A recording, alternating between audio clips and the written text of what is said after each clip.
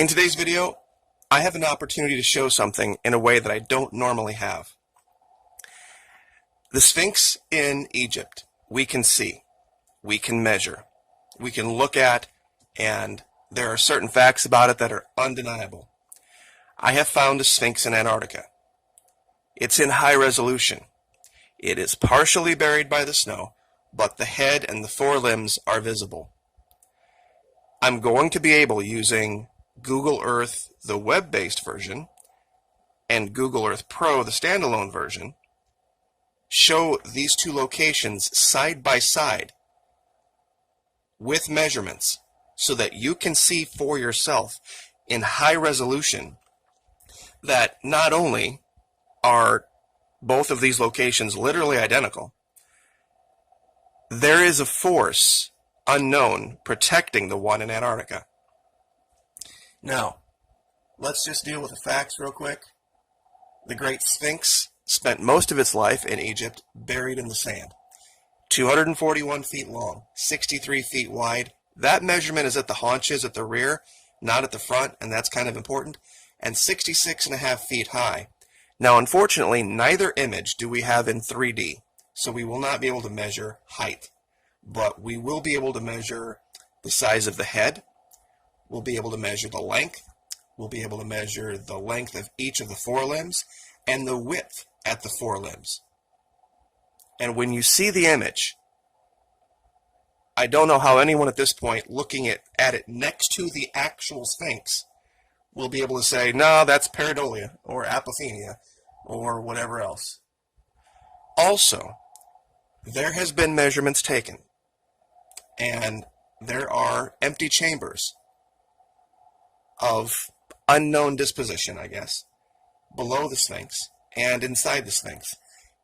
The one in Antarctica reveals a doorway that there's a pathway to, and there is protection for. So without any further delay, this is the Sphinx in Egypt. Now, what you're looking at here is an image from Google Earth, the web-based version. For our purposes today, this will work just fine. We don't need historical imagery, which is one of the advantages of, on the right, Google Earth Pro, the standalone version. You can also look at things in twilight. You can change aspect. It's a much more involved tool. But once again, where we're going to be is in the Helmafront range.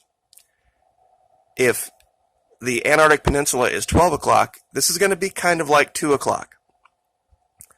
So let's go there real quick, and I have the location marked out. Now, the problem here is this. The Sphinx in this location is partially still buried.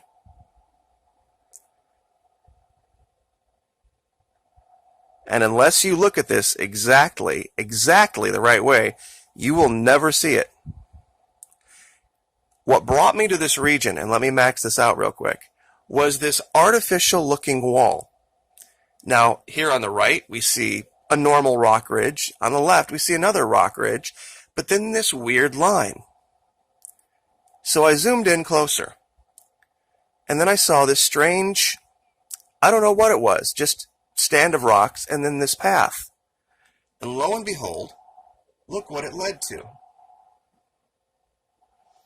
Now, I have the measurements up for both locations.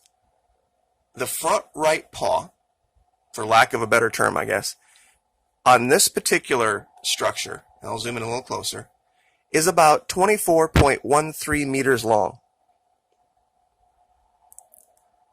The Sphinx in Egypt is about 25.52 meters long. So there is about a 1 meter difference in length. But I want you to look at these shapes closely. There is another difference.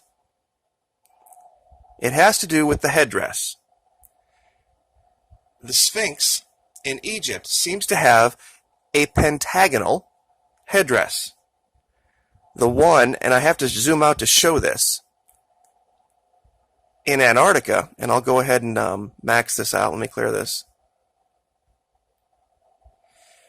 Do you see the shadow right here that drops off? This is what you're seeing here. This shadow is the head of the Sphinx, the way the light's hitting it. It has a very different elongated skull shape. Hint, hint. And that's what we're seeing here. Now, I'm sure a lot of you have already said, whoa, wait a minute, what's that? You're right. See, the area in front of this has all been cleared out. And there is a giant path that leads to it. And this is deep snow right here, by the way. And it curls around. There's another structure right here. And it looks like we have an opening that goes right beneath the ice. Now, as you can see, the rear part of the Sphinx here, there's been an avalanche covering the back of it. The 66-foot wide measurement on the Sphinx in Egypt is the rear haunches. So, unfortunately, that is the one thing I can't do. But, do you see this artificial wall? It looks like, and as you can see, there is part of an avalanche over here. They are trying to, whoever did this, protect the front part of this Sphinx from succumbing to an avalanche from this ridge up here. Because as you can see, it would pour right into the front and bury all of this. Now what I can do is I can measure the width at the front paws. And I guess paws, legs, whatever you want to call it. The reason I say paws is because the feet have a different shape and width than the leg does. The front right leg and front left leg do. So let's just measure that width real quick. About 20 meters or 64 feet. Now, let's measure over here.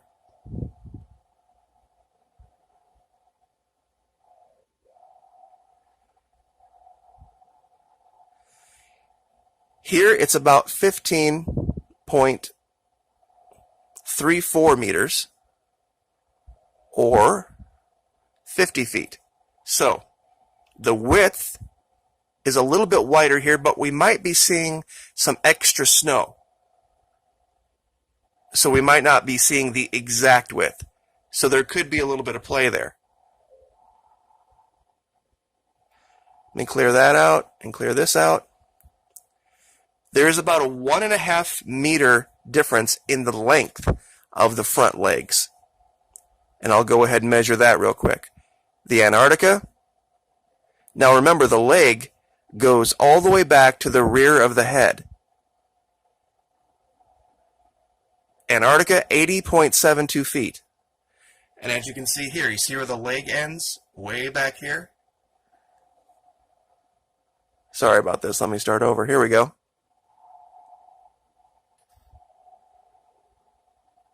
Okay, 82 feet. About 1.5 foot difference. Which on a statue this big or a creation this big, that's nothing. They're virtually identical other than the head. And I think this idea of an elongated skull, we've seen this in Antarctica before.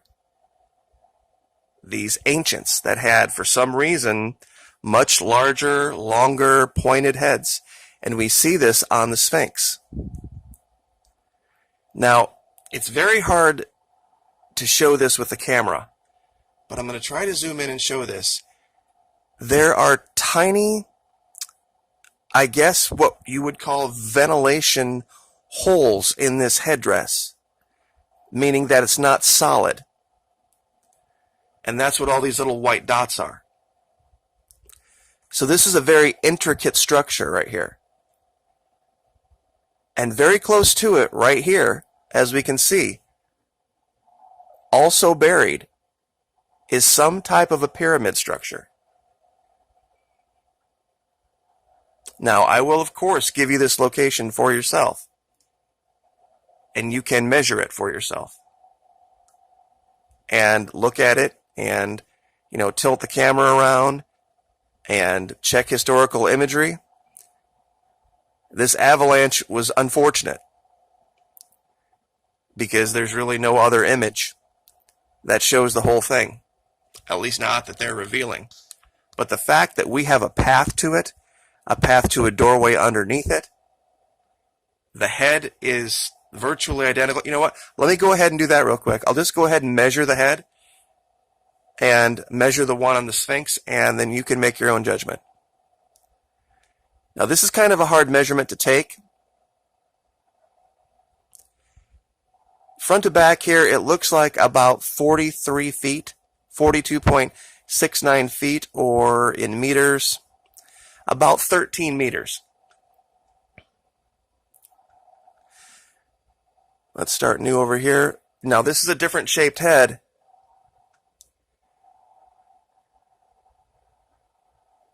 It's not as big, front to back. 32 feet, or about 10 meters. And I've also measured this way too. It's about 10 meters wide. I really, really wish that there was a way to measure that rear part, because I think that would be the definitive measurement to show this. But everything else lines up. One thing I didn't do, or at least I don't remember doing, so I'm going to do it again. I am going to measure the width at the paws here one more time. 15 meters for this one. And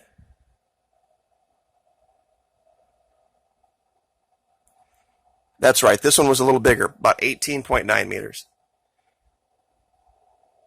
So they're not exact, but given the scope and the size and the shape, I think we can probably say with about 99.5% surety that we're looking at two of the same type of structure. Given everything else that we've seen in Antarctica, this would fit. Now, I think the big question here is who constructed this pathway to this open door underneath this Antarctica? Where does this tunnel go? And how did they build this wall? That would be my question. Because if the pathway goes underneath the ice, I think we can rule out our government, the Chinese government, the Russian government. We might be looking at another smoking gun piece of evidence that there is an active, living civilization under the ice right now in Antarctica. And they maybe weren't hampered by the Dark Ages. They might have been hampered a little bit by the ice in the sense that they haven't been able to travel and trade in the normal classical way. But that might have been a good thing in the sense that they haven't been somewhat corrupted by the direction of society in general. And I guess I will leave that there because that could open a whole other can of worms about who really controls life on the surface versus who controls life under the ice. And I'll leave that there. I'll zoom this back in just so you can have the final image in as close to the same resolution as I can get it. Like, share, subscribe.